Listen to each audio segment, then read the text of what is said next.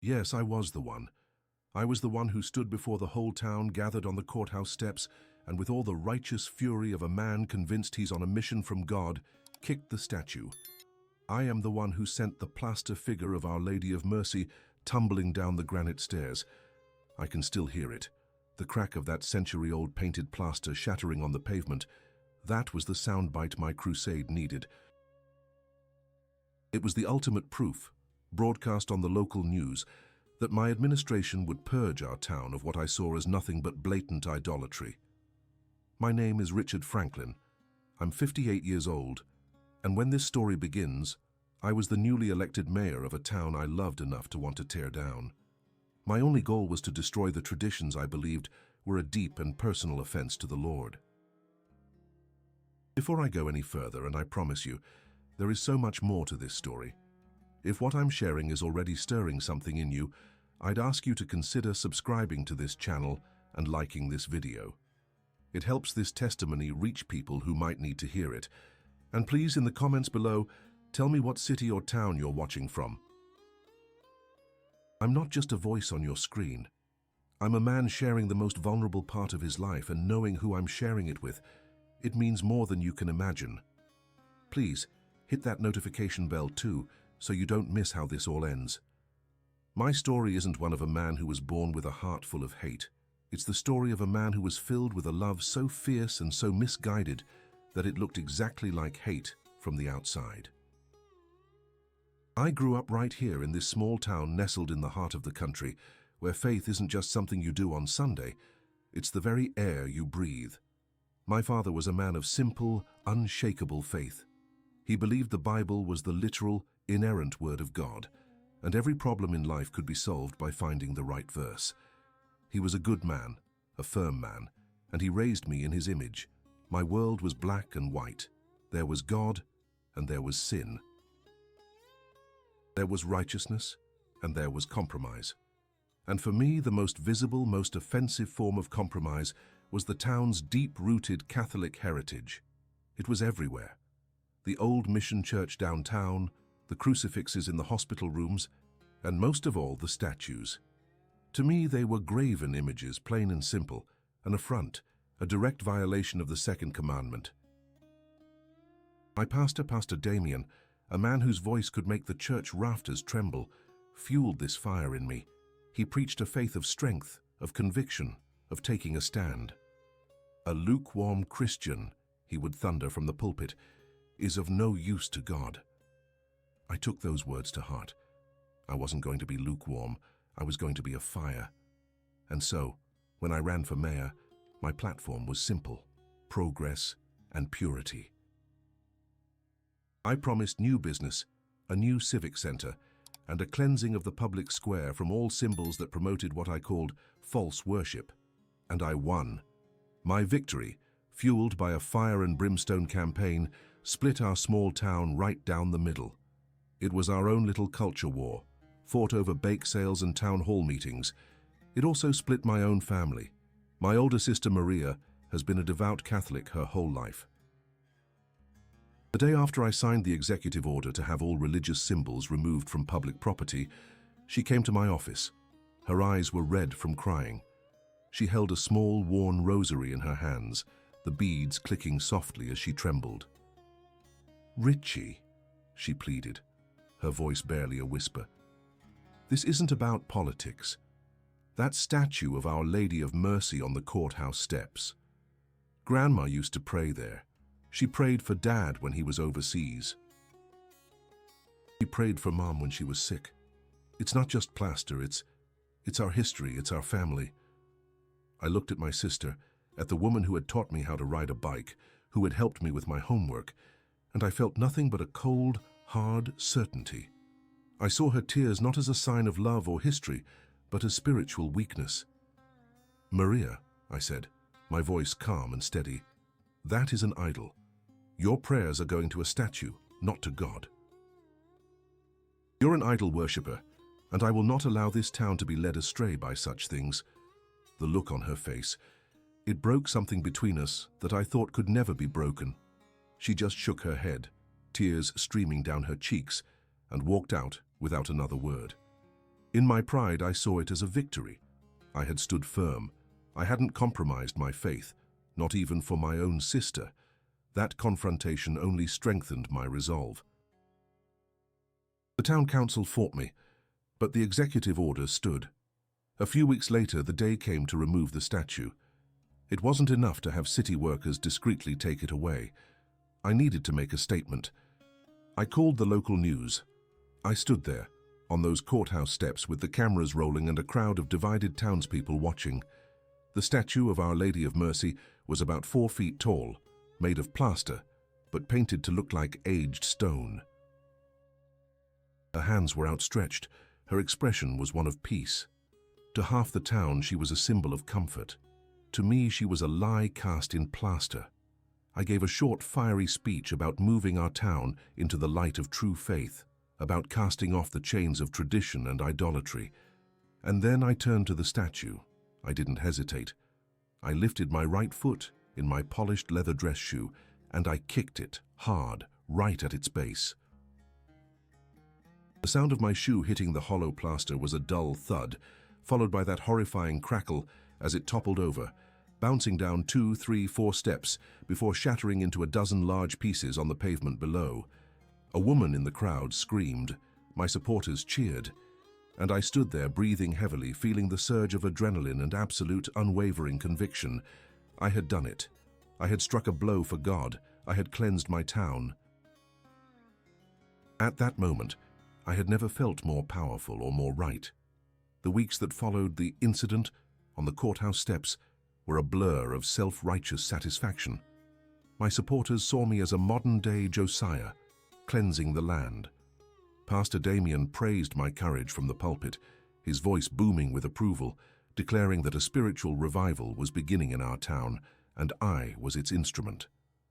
The local news painted me as a controversial but decisive leader.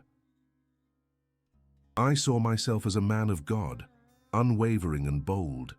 The angry letters to the editor, the quiet glares I got at the grocery store, the phone that no longer rang with calls from my sister, Maria. I dismissed it all as the predictable backlash of a world that hates the light. I was insulated by my own certainty, wrapped in the thick armor of my convictions. My focus had already shifted to the next great symbol of our town's rebirth, the new Civic Center. It was my signature project, a monument not of plaster and paint but of steel and glass, a testament to progress, to a future free from the shadows of the past. I loved visiting the construction site, the organized chaos, the roar of heavy machinery, the smell of diesel and welding. It was the sound of my vision becoming a reality. It was a tangible thing, a foundation being laid for the new era I was ushering in. One Tuesday afternoon, a perfect cloudless day, I went down for a scheduled press tour. A local reporter and a photographer were there to document the progress. I was in my element, wearing a hard hat over my suit, pointing out the framework for the new library, explaining how the auditorium would be a hub for the community. I felt a surge of pride so powerful it was almost dizzying. This was real. This was strength. This wasn't a fragile plaster statue that could be toppled with a single kick. This was a fortress of modernity, a legacy of my leadership. I was standing near the center of the foundation, gesturing towards the massive crane that dominated the skyline, explaining how it was lifting the final steel girders into place for the main roof support. It started as a sound I couldn't place, a low, guttural groan like some prehistoric beast waking from a long slumber. It wasn't the familiar churn of an engine or the clang of metal on metal. This was a sound of stress, of something giving way that was never meant to give. We all looked up. The reporter, the foreman, the construction workers scattered across the site. All eyes went to the crane, and then time seemed to fracture. The groan became a high-pitched metallic scream. The main arm of the crane, the one holding a multi-ton steel girder suspended 100 feet in the air, began to buckle. It folded in on itself, not like a machine breaking, but like an animal collapsing in pain. The cables snapped with a sound like cannon fire, and the world dissolved into motion. I saw it happen in surreal slow motion. The girder, the concrete counterweights, a tangle of cables and steel latticework, all of it breaking free, plummeting directly towards me. There was no time to run. There was no time to think. The reporter screamed and scrambled backward. The photographer fumbled with his camera. But I was frozen. I was directly underneath it all. In that split second, the one that stretches into an eternity when you know you're about to die. A single bizarre thought flashed through my mind. I didn't see my family. I didn't see my father. I saw the broken face of that plaster statue, lying in pieces on the courthouse steps. And then, I just closed my eyes and braced for the impact. I didn't even have time to pray. There was just the roaring in my ears and the certainty of oblivion. The crash was cataclysmic. The ground shook so violently it felt like an earthquake, and I was thrown to my knees. The sound was a deafening explosion of metal and concrete, a symphony of destruction. A thick cloud of dust and grit erupted, choking the air, blinding me. I waited for the crushing pain. I waited for the darkness, but there was nothing, just the ringing in my ears and the sting of dust in my eyes. I slowly, hesitantly opened them. I was alive. I was on my knees, but I was untouched. I looked at my hands, my arms. Not a scratch. I looked around me. And that's when the cold terror, a fear far deeper than the fear of death, began to creep into my soul. I was in a perfect circle of safety, no more than 3 feet wide. All around me was a mangled grave of twisted steel girders and shattered concrete. A piece of the crane's cab, a chunk of metal the size of my desk, was buried in the ground, not 2 feet from my left leg. The very spot where I had been standing just a moment before was now a crater of rubble. The roaring in my ears faded, replaced by a profound, eerie silence. The entire construction site had gone quiet. Then, a single collective gasp from the workers who had witnessed it. They weren't looking at the wreckage, they were looking at me. Their faces were pale, their eyes wide with a mixture of horror and pure, unadulterated awe. My mind, the logical black and white mind that had guided my every action, was failing. It was trying to find an explanation, a freak accident, a statistical anomaly, a coincidence of physics. But my soul knew better. This wasn't a coincidence. This was impossible. I tried to do what I had always done in moments of crisis or deliverance. I tried to pray. I bowed my head, there in the dust and the wreckage, and tried to form the words. Thank you, God. Thank you, Lord, for your deliverance. But the words felt like sand in my mouth. They were hollow, empty syllables. I reached for that familiar feeling of divine presence, for the comforting assurance of God's hand upon my life. And for the first time, there was nothing. Just a vast, cold, terrifying silence. The pride I had felt just moments before was gone, pulverized more completely than any statue. In its place was a gaping void, a question that screamed in the silence of my heart. Why? Why was I, the statue breaker, the iconoclast, saved in a way that defied all logic? And why, in the face of this impossible mercy, did I suddenly feel so utterly and completely alone? If you've ever found yourself in a moment where everything you believed in was shaken to its core, you'll understand why I have to share what came next. If this story is speaking to you, please take a moment to like this video and make sure you're subscribed with the notification bell turned on. The silence I felt that day was only the beginning of the real crisis. The days following the accident were worse than any physical pain I could have imagined. I was cleared by the paramedics at the scene, not a bruise, not a scratch on me. But inside, I was a wasteland. Sleep offered no escape. Every time I closed my eyes, I was back on that construction site, the sky filled with falling steel, the roar of the crane's death agony in my ears. But the nightmare wasn't just about the accident. It would always morph, twisting into something else, something far more terrifying. I would be standing on the courthouse steps again, my legs swinging forward, my shoe connecting with the plaster figure. But this time, when the statue shattered on the pavement. It wasn't plaster that broke, it was flesh and bone, and the face that looked up at me from the rubble, cracked and broken, was the face of my own mother, her eyes filled with a sorrow so deep it stole the air from my lungs. I'd wake up drenched in a cold sweat, my heart hammering against my ribs, the silence of my bedroom more deafening than any explosion. I tried to pray. Oh, how I tried.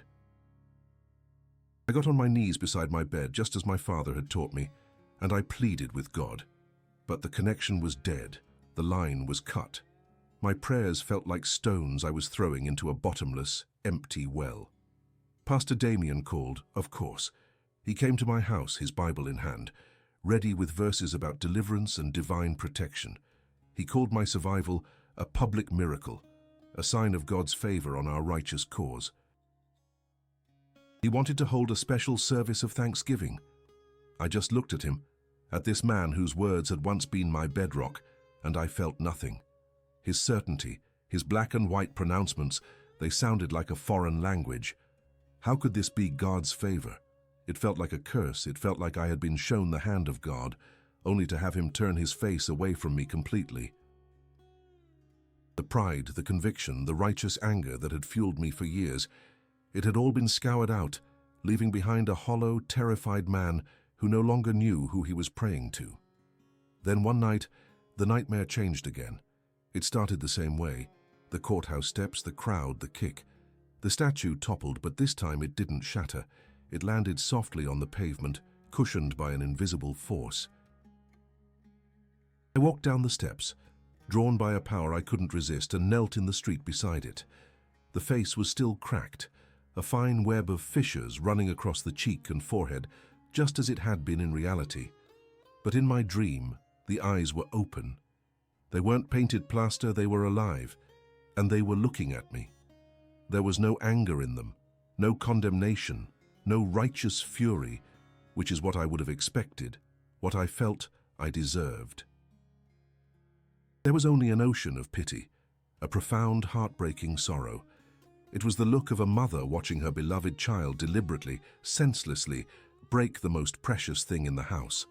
A look that didn't say, "I hate you for what you've done," but, "Why have you hurt yourself so badly?" In that gaze I saw my own pride for what it was, a brittle, ugly thing.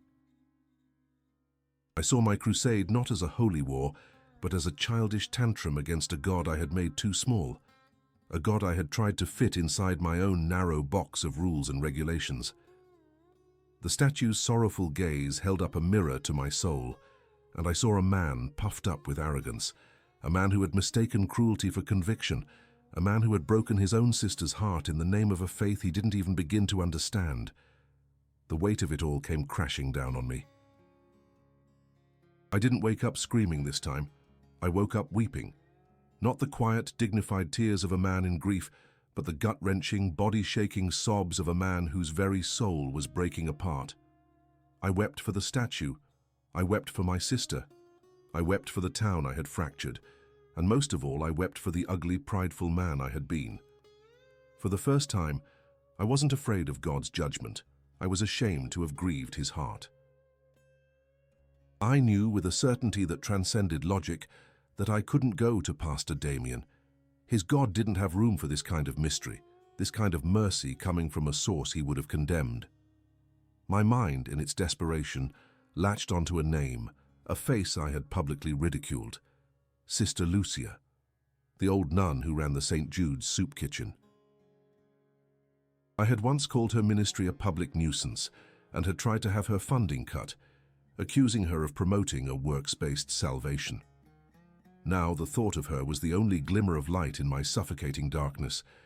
The next morning, feeling like a ghost, I drove not to my office at City Hall, but to the run-down building in the oldest part of town. I walked into the soup kitchen, the smell of coffee and bleach in the air. Sister Lucia was there, wiping down a counter. She looked up, and her eyes, small and bright in her wrinkled face, showed no surprise, no triumph, only a quiet recognition. I opened my mouth to speak, to try and explain, but no words came out. I just stood there, the mayor of the town, a broken man in a cheap suit, and began to cry again. She didn't say a word. She just put down her rag, walked over, and led me by the arm to a small private office at the back. She sat me down in a worn-out chair and handed me a cup of hot sweet tea. As my hands trembled around the warm mug, my eyes fell on a small framed picture on her desk. It was a simple print of the Virgin Mary, the kind you'd find in any religious bookstore. But my breath caught in my throat, my heart stopped, the face in the picture, the expression. It was her. It was the exact same look of profound, heartbreaking, merciful sorrow that I had seen in my dream. The same pity, the same love. It wasn't a coincidence, it wasn't a hallucination born of guilt. It was real. And in that tiny, cluttered office, holding a cup of tea given to me by a woman I had tried to destroy, I finally understood. I hadn't been saved from the crane for my righteousness. I had been saved from my righteousness. I had been given a mercy I had never shown, a grace I had done nothing to deserve. This was the moment everything truly began to change. The moment I started a journey back not just to faith, but to humanity. If you want to see how a man begins to rebuild his life from the rubble of his own making, please make sure you've liked this video and that you've subscribed with the notification bell turned on so you don't miss what happened next. I left Sister Lucia's office that day in a complete fog. I don't remember the drive home. I don't remember walking through my front door. My mind, the one thing I had always been able to rely on, the sharp, logical mind that had won debates and elections, was in open rebellion against my own soul. It was desperately trying to build a fortress of reason around the gaping hole that had been torn in my reality. Hallucination, it screamed. You were under immense stress. Your guilt over your sister and the public outcry manifested as a dream, and then you experienced confirmation bias when you saw a common religious picture. A coincidence? The crane accident? A 1 in a million fluke of physics? A lucky break? For days I clung to these explanations like a drowning man to a piece of driftwood.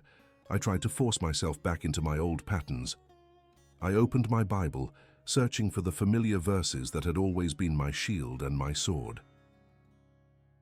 Verses about graven images, about the one true God, about the dangers of false idols, but the words on the page were just black ink on thin paper.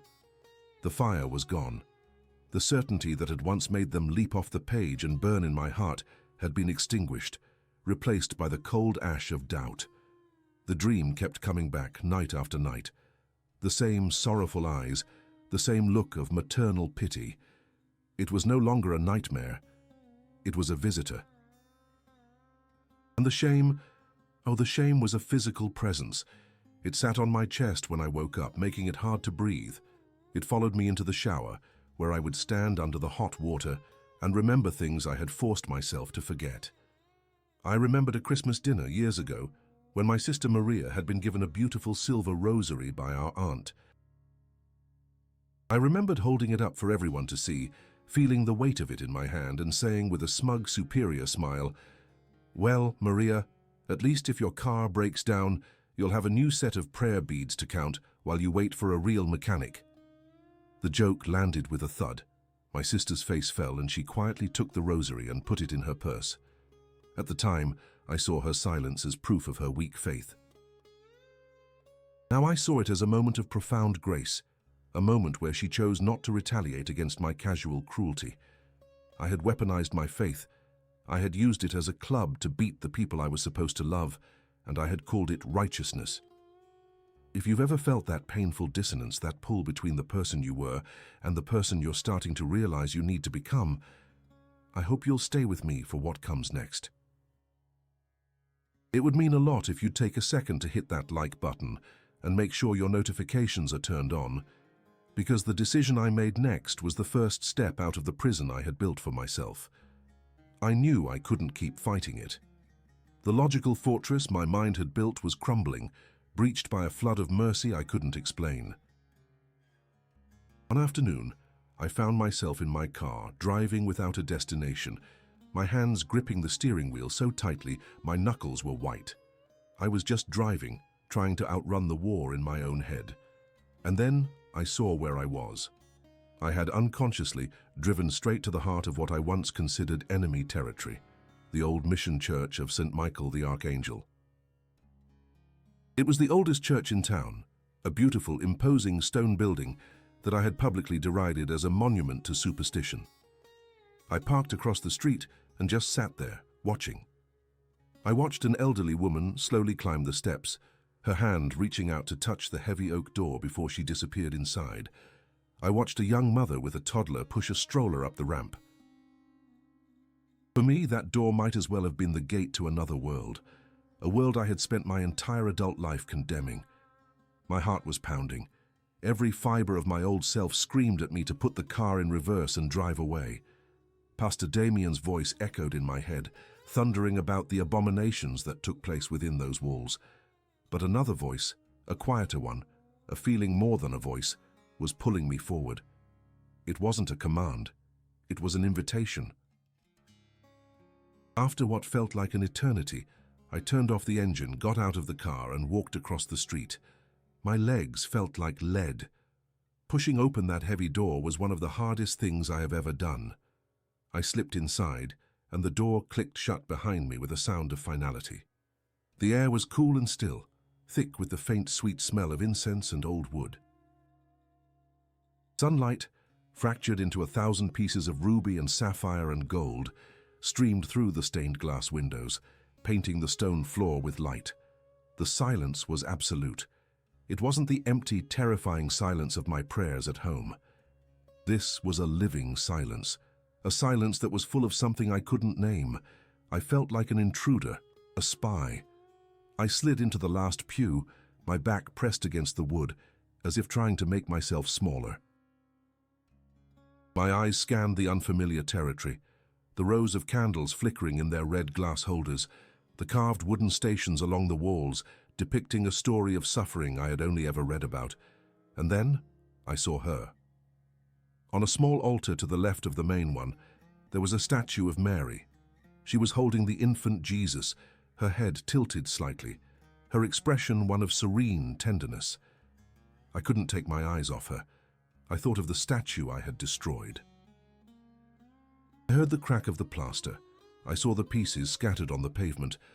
I felt the phantom impact of my shoe against its base, and in the sacred silence of that church, the full weight of my desecration fell on me. It wasn't just plaster.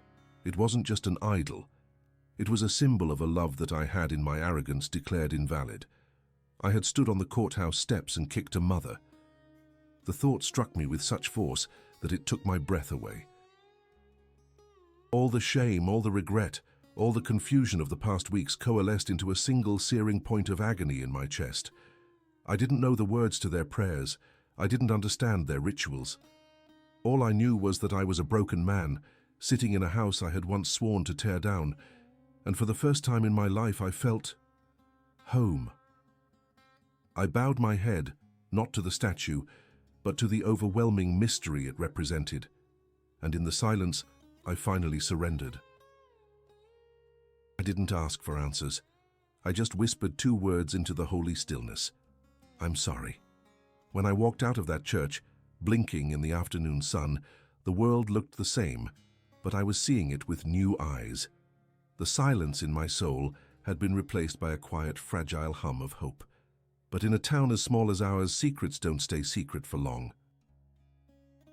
A mayor's car parked for an hour outside the Catholic church he publicly condemned. That's front-page news for the local gossip mill, and the story of the crane accident had already taken on the quality of a local legend. When people started connecting the two, the impossible survival and the sudden visit to the enemy camp, the whispers began.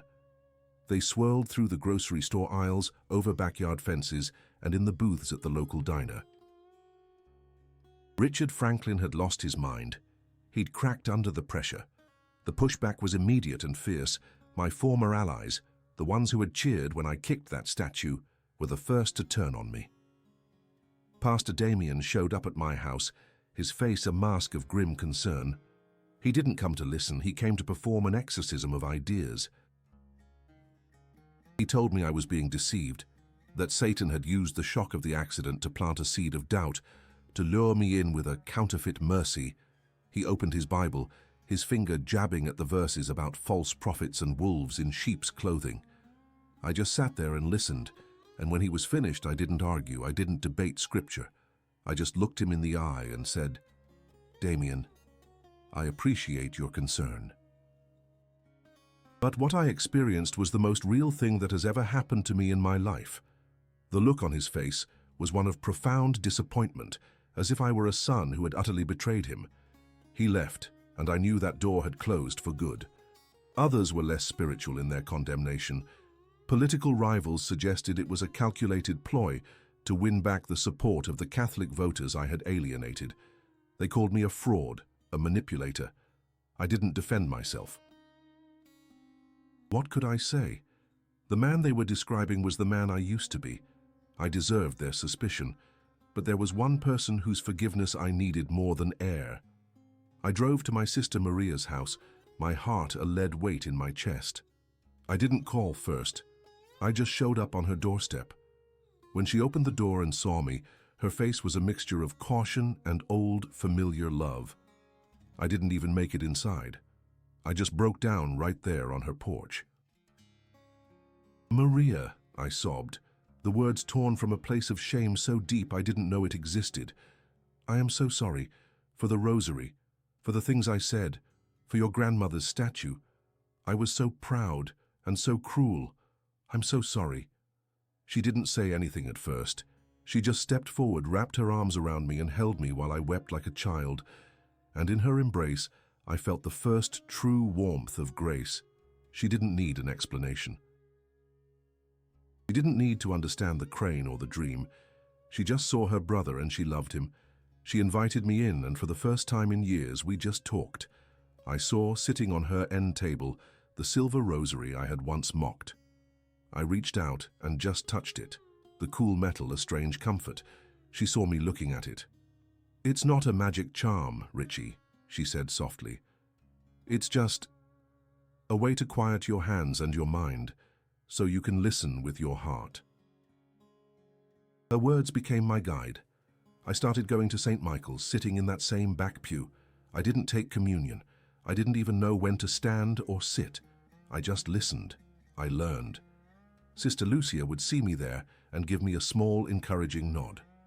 The parish priest, Father Michael, a kind man whose character I had once assassinated from afar, invited me to talk. He didn't try to convert me. He just answered my questions. He explained that the statues and the icons weren't idols to be worshipped, but windows to be looked through, reminders of the great cloud of witnesses that surrounds us.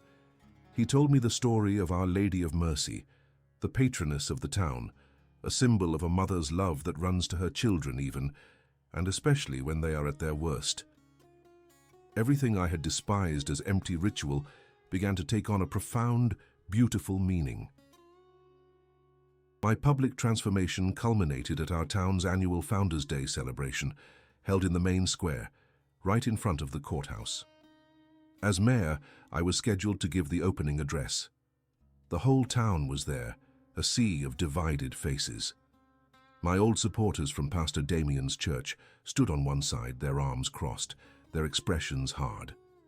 My new tentative friends from St. Michael's stood on the other, their faces filled with a hopeful anxiety. I walked up to the podium. The speech my office had prepared for me folded in my pocket, and I knew I couldn't read it. I looked out over the crowd, my eyes finding Maria's. I took a deep breath. "My friends, my neighbors," I began, my voice shaking slightly. "I'm supposed to talk to you today about progress and the future, but I can't. I need to talk about the past. My past." I looked at the courthouse steps, right at the spot where the statue had stood. Right there on those steps, I committed an act of terrible pride and violence. I thought I was serving God, but I was only serving my own arrogance. I hurt this community, I dishonored its history, and I broke my own family's heart. And I am asking for your forgiveness. A hush fell over the crowd. I thought I was strong, I continued, my voice thick with emotion. I thought my faith was a fortress, but it was a prison. And it took the sky literally falling down on my head to show me that. The very thing I rejected, the very idea of a mercy that would stoop to save a sinner like me, that is what saved me. The grace I tried to kick to pieces is the only thing that held me up when I was in the rubble. I'm not here today to ask you to change your beliefs. I'm here to tell you that I have had to change my heart. I've learned that God is so much bigger and His mercy so much wider than I ever knew. My real work as your mayor isn't to tear things down, but to try, with God's help, to build bridges back to the people I've hurt. I finished, and for a long moment there was only silence. Then someone started to clap. It was an old man from St. Michael's. Then another joined in, and another. Soon half the square was applauding, not for a politician, but for a man laid bare. My journey isn't over. In many ways, it's just beginning. And if this story, my confession, has stirred something in your own heart, if you've ever felt that call to leave an old pride behind and step into a new humility, I want you to know you are not alone. Please let me know in the comments below about a time when mercy found you when you least expected it. Your story is a testimony too, and it matters. And if you'd like to continue on this journey with me, please like this video and be sure to hit that notification bell. Because what I've learned is that we are all just broken pieces, waiting for a love big enough to put us back together.